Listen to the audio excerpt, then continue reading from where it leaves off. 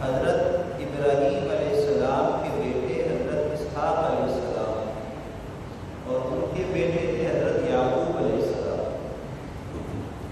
یعقوب علیہ السلام کا لقب تھا اسرائیل، اور اسرائیل کا معنی ہے اللہ کا بندہ، اللہ کا بندہ۔ کیونکہ بہت نیک تھے، بڑی قربانیاں دیں، آزمائشیں آئیں، تو اللہ نے ان کو اسرائیل کا لقب عطا فرمایا۔ بنی اسرائیل سے مراد یعقوب علیہ السلام کی اولادوں، ان کے بیٹوں، بنی کا معنی بیٹے، یا بنی اسرائیل اے اسرائیل کے بیٹوں۔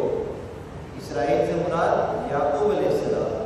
اللہ تعالیٰ یوں بھی کہہ سکتے تھے یا بنی یعقوب اے یعقوب کے بیٹوں، یعقوب نہیں کہا، نام نہیں لیا، لقب پکارا۔ لقب پکارنے میں عزت افزائی بھی ہوتی ہے اور لقب پکارنے میں یاد دہانی بھی ہوتی ہے۔ جیسے کوئی کسی کو یوں کہے وہ ڈاکٹر صاحب کے بیٹے، کیا مطلب اس کے والد کا نام لے کر پکار لیتا تو لوگ کہتے کہ چلو کوئی بندہ ہوگا، لیکن جب ڈاکٹر کہا تو عزت دی، اس کے والد کی پہچان بھی لوگوں کے سامنے آ گئی کہ اس کے والد ڈاکٹر ہے، وہ حافظ صاحب کے بیٹے، وہ امام صاحب کے بیٹے، وہ مولوی صاحب کے بیٹے۔ کیا مطلب ہے؟ نام نہیں، لقب پکارا جاتا ہے عزت دینے کے لیے، اور جس کو پکارا جاتا ہے اس کو یاد دہانی کرائی جاتی ہے کہ تمہارا مقام مرتبہ کیا ہے، تم کوئی معمولی بندے نہیں ہو، تم خاص ہو، تم پروفیسر کے بیٹے ہو، تم حافظ کے بیٹے ہو، تم عالم کے بیٹے ہو۔ عزت دینے کے لیے اور توجہ دلانے کے لیے لقب پکارا جاتا ہے۔ اللہ تعالیٰ نے یہودیوں کو قرآن پاک میں خطاب کرتے ہوئے کہا یا بنی اسرائیل اے اسرائیل کے بیٹوں، گویا کہ ان کو عزت بھی دی اور ان کو یاد توجہ بھی دلائی کہ تم معمولی لوگ نہیں ہو، تم یعقوب کی اولاد میں سے ہو۔ اور یعقوب علیہ السلام سے لے کر حضرت عیسیٰ علیہ السلام تک اس پوری نسل میں اللہ تعالیٰ نے 4000 انبیاء عطا فرمائے۔ تو جس قوم میں، جس نسل میں خاندان در خاندان، نسل در نسل نبیوں کا سلسلہ ہو تو وہ عزت والے لوگ ہوتے تھے، احترام والے لوگ ہوتے تھے، تو ان کو اتنا اللہ نے مقام عطا فرمایا، اس کے باوجود بھی شرک کے اندر مبتلا ہو گئے، اپنی منمانی اور خواہش پرستی میں مبتلا ہو گئے۔ تو جب بھی مبتلا ہوئے اللہ نے پھر کہا یا بنی اسرائیل، اپنے آپ کو پہچانو، تم اسرائیل کے بیٹے ہو۔ جو اللہ کا بڑا نیک بندہ تھا، تم ایسے نہ بنو، اس کی طرح بنو۔ توجہ دلائی کہ تم اپنی پیروی صحیح رکھو، اپنے نیک لوگوں کی پیروی کرو، ان لوگوں کی پیروی نہ کرو جو شرک کر رہے ہیں، جو بدعات کر رہے ہیں، جو رسومات میں لگ گئے ہیں، جو برائی میں لگے، ان کی پیروی نہ کرو، بلکہ اسرائیلی کے تم اولاد ہو اسی کی تم پیروی کرو۔ اور وہ تو موحد تھا، مشرک نہیں تھا، وہ تو خدا پرست تھا، بت پرست نہیں تھا، وہ تو اللہ کی مان کر اللہ کے پیغام کو پہنچانے والا تھا۔ تم بھی اسی کی پیروی کرو، تم اس کے راستے سے نہ ہٹو۔ حضرت موسیٰ علیہ السلام کے زمانے میں بنی اسرائیل والے جو آپ کی قوم والے تھے، ان کو حکم ملا کہ جہاد کرنا ہے، اور فلاں قوم جو تمہارے علاقے میں آباد ہے اس سے جہاد کرو، اللہ تمہیں فتح عطا فرمائے۔ تو کچھ لوگ گئے دیکھنے کے لیے کہ وہ کون سی قوم ہے، کون سا علاقہ ہے، کیسے لوگ ہیں، ان سے لڑائی کرنا آسان ہے مشکل ہے۔ جب دیکھ کر آئے تو ڈر گئے، کہنے لگے تو بڑے قد والے ہیں، بڑے طاقت والے ہیں، مجھ سے ہم کیا لڑیں گے، ہم نہیں جا رہے آپ کے ساتھ۔ تو موسیٰ علیہ السلام کو صاف صاف کہہ دیا فَاذْهَبْ أَنْتَ وَرَبُّكَ فَقَاتِلَا، آپ جانو، آپ کا رب جانے، آپ دونوں لڑو، ہمیں نہیں لڑنا، ہمیں جہاد نہیں کرنا۔ یعنی کہ نعمت تم کو یاد دلائی جا رہی ہے کہ تم انبیاء کی اولادوں میں سے ہو، تم یہ کام کرو، کہتے ہمیں نہیں کرنا۔ یعنی گھمنڈ ان کو تھا، اپنی عزت کا، اپنے نبیوں کے خاندان میں ہونے کا گھمنڈ تھا، عجوب تھا، خود پسندی تھی، جس کی وجہ سے ماننے کے لیے تیار نہیں ہوتے۔ یہاں تک کہ موسیٰ علیہ السلام سے کہنے لگے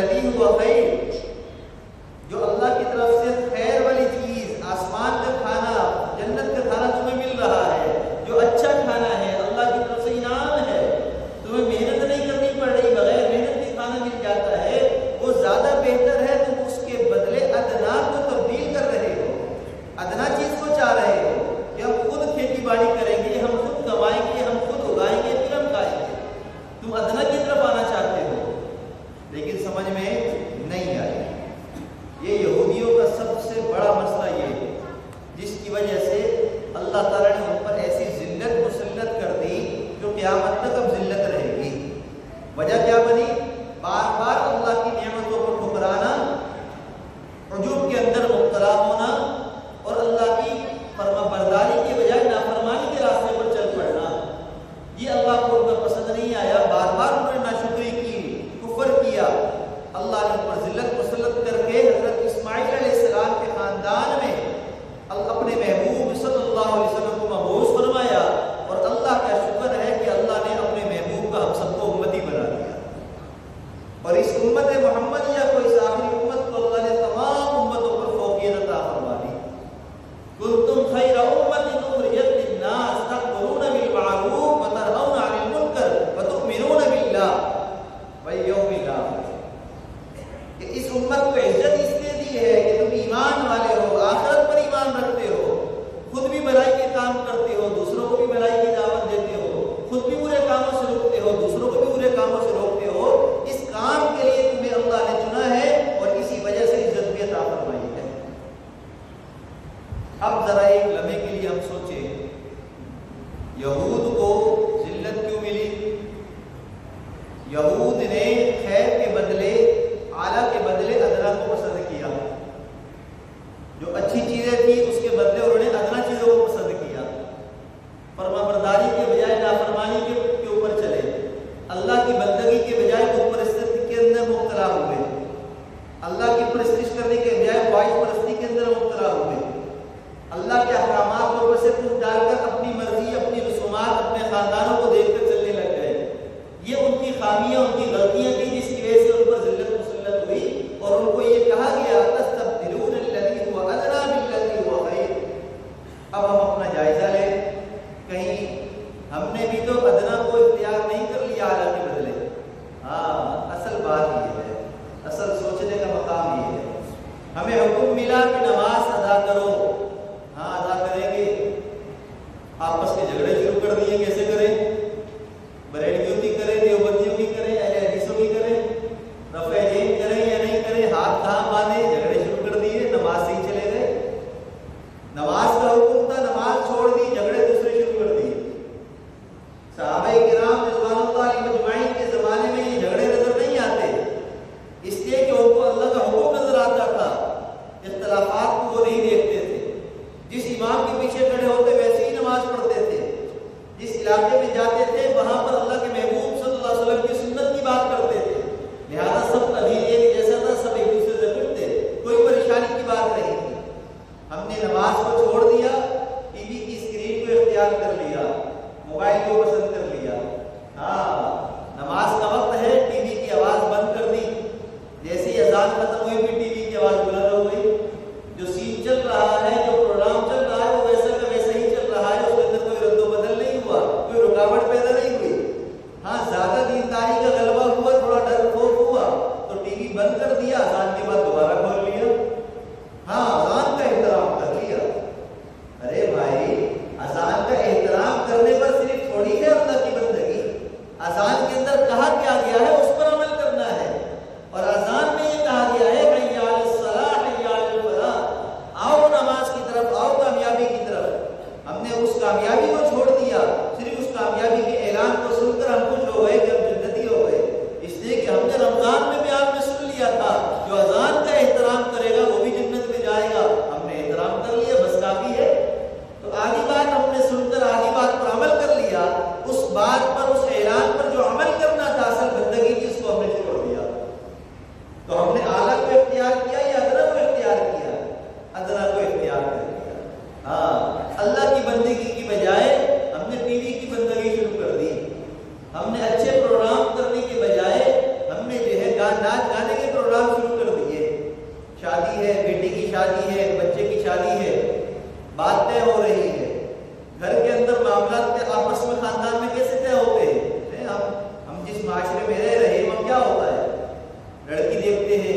खूबसूरत है, अच्छा कितनी पढ़ी लिखी है, घर का कामकाज जानती है, सब चीज उसका अच्छे तरीके से, मर्द भी औरतें भी। अब ये भी एक बड़ा अजीब मसला है।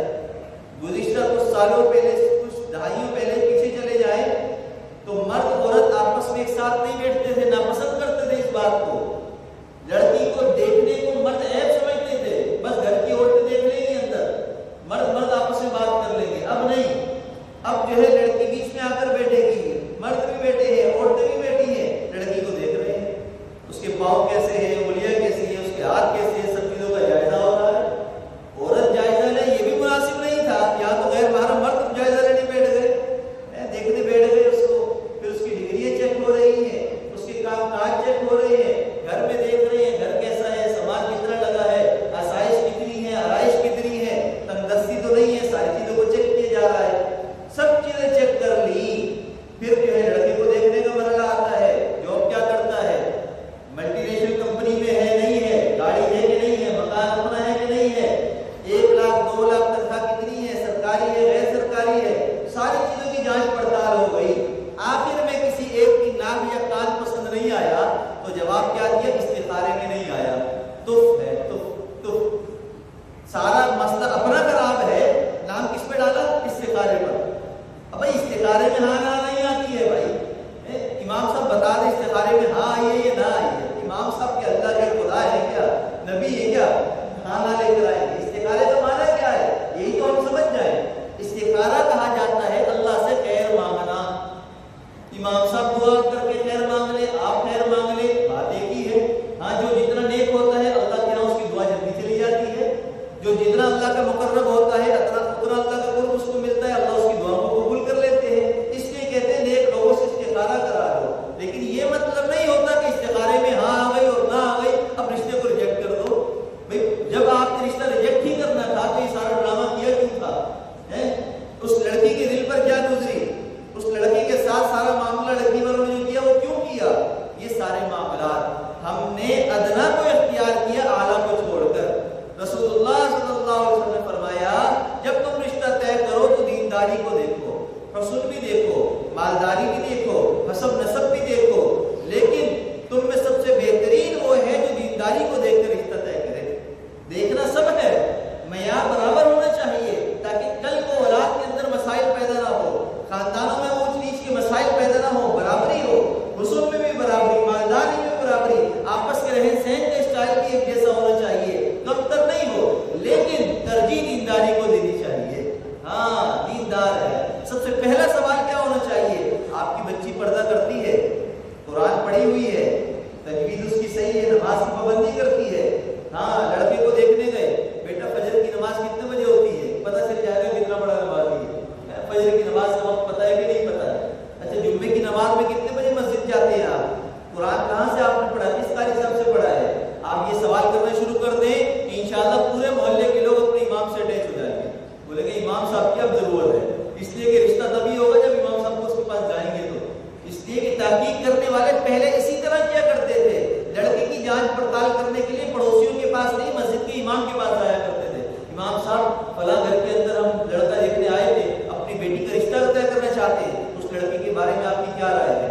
अब वो लड़का तो मस्जिद आते ही नहीं, इमाम साहब जानते ही नहीं, इमाम साहब बोलेंगे पता नहीं कौन है, मुझे तो नहीं पता, चलो भाई रिश्ता रिजेक्ट हो गया। ये तरजीह हम बना लें, हम शुरू करें, हम दूसरे का इंतजार ना करें, वो करेगा तो हम करेंगे, चाचा करेगा तो करेंगे, अब्बा करेंगे, नहीं, मैं करूंगा तो होगा मसला हल, मैं शुरू कर दूं, मैं अपने घर में ये सब शुरू कर दूं, इंशाअल्लाह मामला सही हो जाएंगे। काल अतस्तब्दिलून अल्लज़ी हुवा अदना बिल्लज़ी हुवा खैर, यहूद इसलिए मारे गए, इसलिए जिल्लत और रुसवाई में पड़े कि उन्होंने अदना को इख्तियार किया आला को छोड़कर।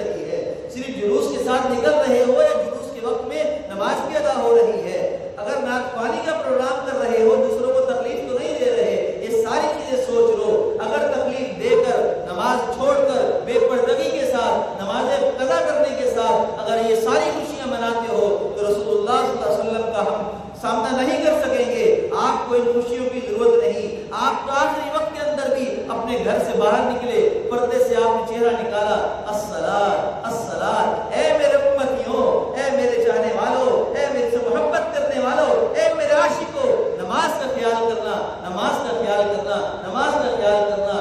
دوسری بات، اپنے ماتحتوں کے ساتھ حسن سلوک والا معاملہ کرنا۔ حدیث مبارکہ میں یہ الفاظ ہیں، وما ملکت ایمانہم، ما ملکت ایمانہم کا مطلب یہ ہے جو تمہارے زر خرید غلام ہیں ان سے اچھا سلوک کرنا، غلاموں اور باندیوں سے اچھا سلوک کرنے کا حکم دیا، مردوں کو بیویوں سے اچھا حسن سلوک کرنے کا حکم دیا، بڑوں کو چھوٹوں کے ساتھ حسن سلوک کا حکم دیا۔ لیکن یہاں معاملہ تو یہ نہیں ہے، یہاں تو معاملہ ہی کچھ اور ہے۔ ایک ہمارا ملازم ہے، نوکر نہیں ہے، غلام نہیں ہے، ملازمت کرتا ہے، نوکری کرتا ہے، تنخواہ دار ہے، اس کا بھی حق ہم ادا نہیں کرتے۔ 8 بجے کا ٹائم ختم ہو گیا آفس کا، بھئی یہ والی فائل بھی دیکھ لو، یہ کام بھی دیکھ لو، 10 بجا لیے، آپ نے 2 گھنٹے زیادہ کام لے لیا اپنے ماتحت سے، تو 2 گھنٹے کی آپ نے سیلری زیادہ دی اس کو؟ نہیں دیا آپ نے۔ اسی طرح نوکری کرنے والا 8 گھنٹے کی ڈیوٹی ہے، 6 گھنٹے کام کرتے ہیں، 8 گھنٹے لکھ کر آتے ہیں، 9 بجے کا ٹائم ہے، 11 بجے پہنچتے ہیں، 9 بجے انٹری کر رہے ہیں، 9 بجے ہم آئے تھے۔ 2 گھنٹے زیادہ جو آپ نے تنخواہ لے لی وہ آپ کی حرام کی کمائی ہو گئی، 6 گھنٹے کی حلال کی کمائی میں حرام کمائی کو داخل کر لیا۔ آپ نے ادنا کو اختیار کر لیا اعلیٰ کو چھوڑ کر، آپ نے حرام کو اختیار کر لیا، مستبی کو اختیار کر لیا حلال کو چھوڑ کر۔ مجھے بتاؤ ہمارے مال میں برکت کیا ہوگی، ہمارے مال میں خیر کیا ہوگی؟ نبی کا نام آتا ہے تو جھوم جاتے ہیں، گھوم جاتے ہیں، لیکن جب نبی کا کام آتا ہے، نماز آتی ہے، قرآن آتا ہے، سنت آتی ہے، ٹخنوں کو کھلا کرنا آتا ہے، سر کو ڈھکنے کا حکم آتا ہے، سنت کی اتباع کی بات آتی ہے، تو پھر ہم گھوم جاتے ہیں، پیٹ دین کو بھی دکھا دیتے ہیں، سنت کو پس پش ڈال کر ہم چل پڑتے ہیں اپنے رسم و رواج کی طرف، اپنی نوکری بچانے کی طرف، اپنے رشتے بچانے کی طرف۔ یہ سارے رشتے بچا لو، نوکریاں بچا لو، عزتیں بچا لو، یقین جانو کل قیامت کے دن رسول اللہ صلی اللہ علیہ وسلم کی عزت بچا کر نہ گئے، رسول اللہ کی سنت کو اختیار کر کے نہ گئے، رسوائی ہی رسوائی ہے۔ آپ کی شفاعت نہیں ملے گی، آپ کا چہرہ مسکراتا ہوا نہیں ملے گا، وہاں پر ہمیں آج کا سایہ نہیں ملے گا، ہم کسی خوش فہمی میں نہ رہے۔ یہود و نصارہ نے پیروی کو چھوڑا، اللہ نے ان کو دنیا میں ذلت کے نقشے دکھا دیے، عزت میں ہوتے ہوئے ذلیل کر کے دکھا دیا۔ تو یہ کیا گمان ہے، ہم کیا کسی بات پر گھمنڈ کر بیٹھ جائیں اور جو تکبر کر کے بیٹھ جائیں ہم بڑے نوازی، ہم مسلمان، ہم کلمہ کو بس ہم جنتی ہیں۔ جنت اتنی آسان نہیں ہے، جنت اتنی آسان ہوتی تو بلال حبشی تکلیف نہ اٹھاتے، خباب بن عرد جو ہے اپنے کمر کے اوپر سلاخیں نہ لگواتے، عمار بن یاسر اپنی جان نہ دیتے، حضرت یاسر جو ہے وہ اپنی جان نہ دیتے، ان کی والدہ سمیہ اپنی جان نہ دیتی، حضرت جو ہے اسما اپنے چہرے پر ایک تھپڑ نہ کھاتی، اپنے ماتھے کو زخمی نہ کرتی، وہ کبھی بھی ایسا نہ کرتے۔ اگر جنت اتنی آسان ہوتی، کلمہ پڑھ کر بیٹھ جانے سے جنت مل جاتی، تو صحابہ کرام سے اعلیٰ کوئی نہیں، ان سے عرفہ کوئی نہیں، ان سے افضل کوئی نہیں، انہوں نے تو نبی کے چہرے کو دیکھا تھا۔ کیا گمان ہے ہمارا اس بارے میں کہ جو نبی کے چہرے کو دیکھنے والے ہیں، نبی کے سامنے ایمان لانے والے ہیں، نبی کے سامنے نمازیں پڑھنے والے ہیں، نبی کے سامنے قرآن پڑھنے والے ہیں، کیا وہ کم ہو سکتے ہیں ہم سے؟ کیا وہ ہم سے پیچھے ہو سکتے ہیں؟ کیا وہ ہم سے کم عاشق تھے؟ کیا وہ اللہ کے محبوب سے محبت نہیں کرتے تھے؟ ان کی محبت کے تو طریقے ہی کچھ اور تھے۔